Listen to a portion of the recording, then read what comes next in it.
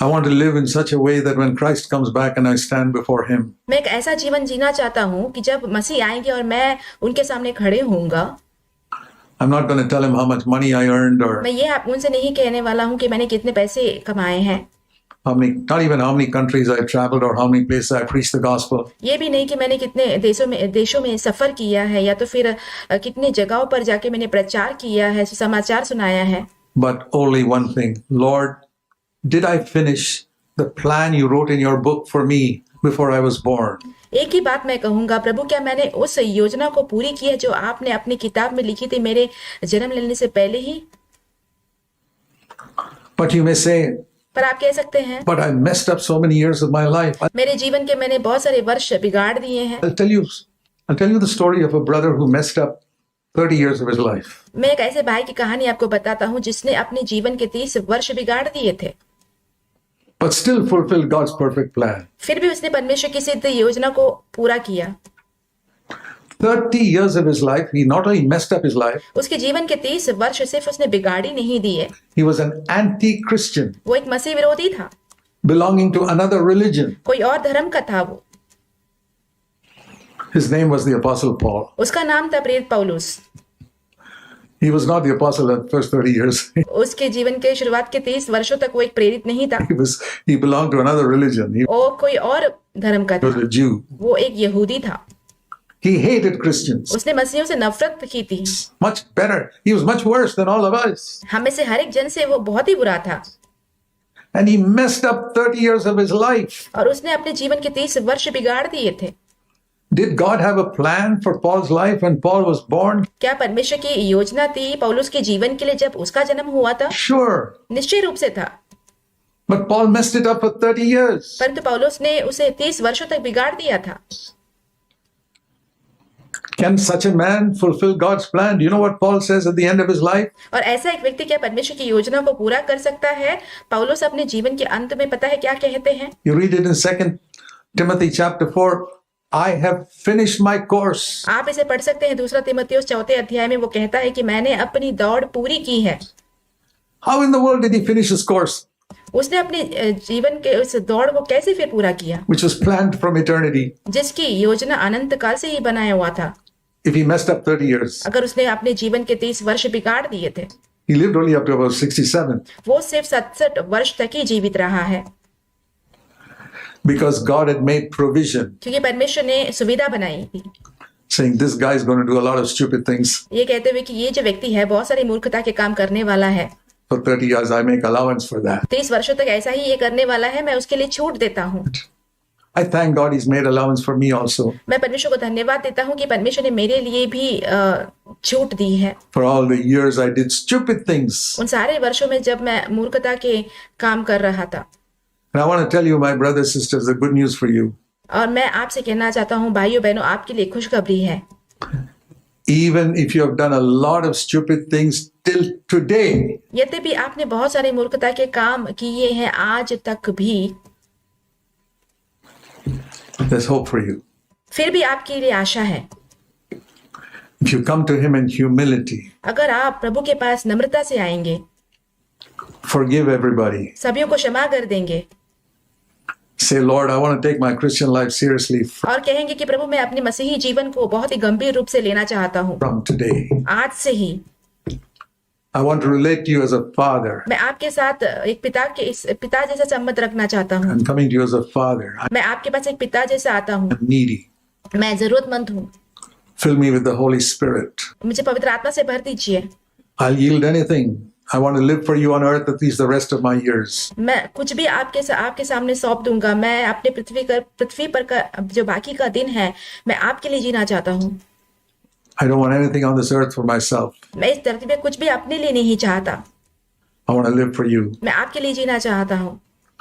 I'll tell you something. मैं आपसे कुछ कहता हूँ, If you start today, अगर आप आज से ही शुरुआत करेंगे, whatever day Christ comes or whatever day God takes you away from home, from this earth, और जब कभी भी मसीह लौटेंगे या तो फिर जब कभी भी परमेश्वर जो है इस पृथ्वी पर से आपको ले जाएंगे, you will be able to look back over a life where you will be able to say like Paul, आप एक ऐसे जीवन की तरफ पीछे मुड़ के देख पाएंगे जहां पे आप पौलुस की तरह बोल पाएंगे, I finished my course. मैंने अपनी दौड़ पूरी की। Even if you live only another 10 years, हो सकता है कि अगले आने वाले 10 वर्षों तक कि आप जीवित रह रहे हो, फिर भी believe me, मेरा विश्वास कीजिए, it's a wonderful way you can live because God ऐसा एक अद्भुत तरीका है जिस तरीके से आप जी सकते हैं, can make up for so many things. क्योंकि परमेश्वर बहुत सारे बातों को फिर से बना सकते हैं। You know, there's a great verse in the book of Joel आप जानते हैं एक बहुत बढ़िया एक वचन है योएल की किताब में, where Joel is the chapter 2, where this जहाँ पे अध्याय 2 में, योएल 2 में, the chapter that Peter used on the day of Pentecost about the outpouring of the Holy Spirit. ये वो अध्याय है, वो वचन है जिसका इस्तेमाल प्रेरित पतरस ने किया था जिस दिन पेंतिकोस्त के दिन पवित्र आत्मा उतरा था। And one of the promises in Joel chapter 2 is, I will restore to you और एक जो वायदा जो योएल की किताब दूसरे अध्याय में वो ये है, मैं तुम्हें उन वर्षों को भर the दूंगा, years that were eaten by the locusts वो जो वर्ष जो टिड्डियों ने खा लिए हैं वो मैं तुम्हें भर दूंगा, and the cankerworm, और जो गजाम की टिड्डियों ने खाए हैं, the worms that have eaten away your harvest. जो कीड़ों ने तुम्हारे उपज को खा लिया है, I will restore to you the years that are eaten away. वो सारे वर्ष जो खा लिए गए थे वो सारे वर्ष मैं तुम्हें वापस भर दूंगा। I claimed it. मैंने उसका दावा किया। When you go to a promise in the Bible, claim it. जब भी कभी आप बाइबल में कोई वायदे की तरफ जाते हैं तो उसका दावा कीजिए। The promise in the Bible is like a check. और जितने भी वायदे बाइबल में है वो एक चेक के समान है। If you frame it up on the wall, you'll get nothing. अगर आप उसे ले जाकर फ्रेम करके दीवार पे टंगा देंगे तो उससे आपको कुछ नहीं मिलेगा। You take that check to the bank and put your signature behind it, it gets entered into your account. अगर आप उस चेक को ले जाएंगे, बैंक ले जाएंगे, उसके पीछे अपना हस्ताक्षर लगा देंगे तो वो आपके खाते में जमा हो जाएगा। So take that promise in Joel chapter 2, तो ये जो वायदा है योएल की किताब दूसरा अध्याय में उसे लीजिए, which says, I will restore to you the years that were eaten away by the cankerworm. जहाँ पे कहा गया है कि वो सारे वर्ष जो गजाम के टिड्डियों ने खा लिए हैं वो सारे वर्ष मैं तुम्हें वापस भर दूंगा, And the other worms. और दूसरे भी कीड़ों ने जो खाए हैं। And say, Lord, please restore it to me. और कही कि प्रभु कृपया मुझे ये वापस भर दीजिए। This check is signed by Jesus Christ. I put my signature on the back and और ये जो चेक है यीशु मसीह के द्वारा हस्ताक्षर किया गया हुआ है और मैं अपना हस्ताक्षर इसके पीछे लगाता say, हूँ Amen. और कहूंगा आमीन। It'll be yours. फिर ये आपका हो जाएगा। God will restore to you the years that are eaten away. परमेश्वर वो जो जितने भी वर्ष खा लिए गए थे वो आपको वापस भर देंगे। I did that. मैंने वो किया। I cashed that check in the bank of heaven. मैंने उस चेक को जो है ले जाकर स्वर्ग के खाते में जमा कर कर उससे पैसा लिया। You can do it. आप भी ये कर सकते हैं। Don't leave all these checks lying in your Bible. ये जितने भी चेक है उसे अपने बाइबल में ही रहने मत दीजिए। Take it before God and claim them. परमेश्वर के सामने ले जाइए, उसका दावा कीजिए। One verse in closing. एक वाक्य समाप्ति में 2 Corinthians in chapter 1. दूसरा कुरिन्थी उसका पहला अध्याय 2 Corinthians chapter 1 and verse 20. दूसरा कुरिन्थियों पहला अध्याय उसका 20वां वचन। Let me read it like this. मैं उसे इस रूप से पढ़ता हूँ।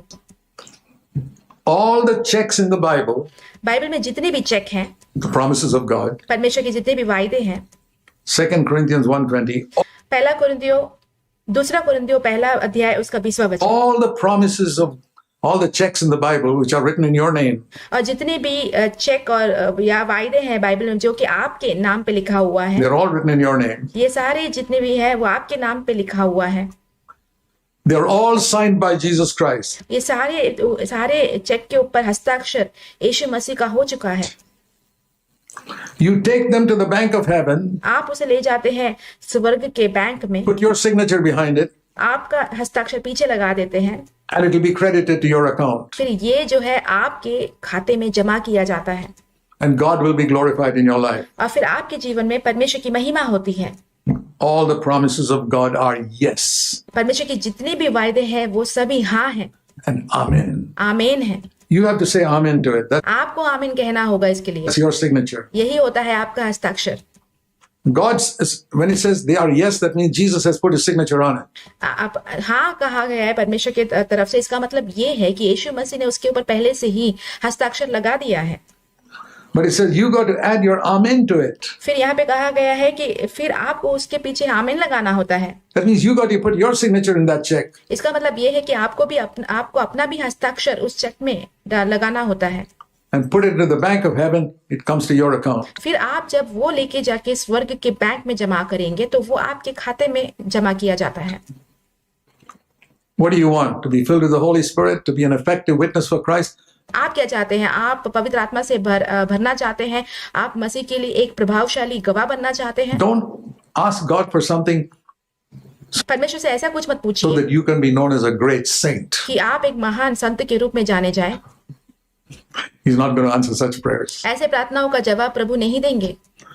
Lord, I want people in NCCF to respect me. प्रभु मैं चाहता हूँ कि एनसीसीएफ के जो लोग हैं वो मेरा आदर करें। Garbage. कचरा है ये, Throw it onto the trash. कचरे के डब्बे में डाल दीजिए उसे। Say, Lord, I want to live a life for your glory. I don't कहिए कि मैं प्रभु मैं आपके महिमा के लिए एक जीवन को जीना चाहता हूँ। care whether people respect me or not. That's मैं इसकी परवाह नहीं करता हूँ लोग मेरा आदर करें या ना करें, not important. वो जरूरी नहीं है। I want my life to count for you. मैं चाहता हूँ मेरा जीवन आपके लिए गिना जाए। I want to fulfill the plan you made for my life.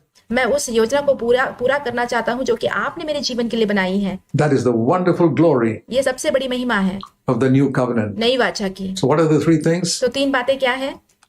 I will not remember your past anymore. मैं तुम्हारे अतीत के पापों को बिल्कुल भी स्मरण नहीं रखूंगा। Completely blot it out. सब कुछ बिल्कुल मिटा दूंगा। You will be my son. I will be your father. तुम मेरे पुत्र होंगे, मैं तुम्हारा पिता होऊंगा।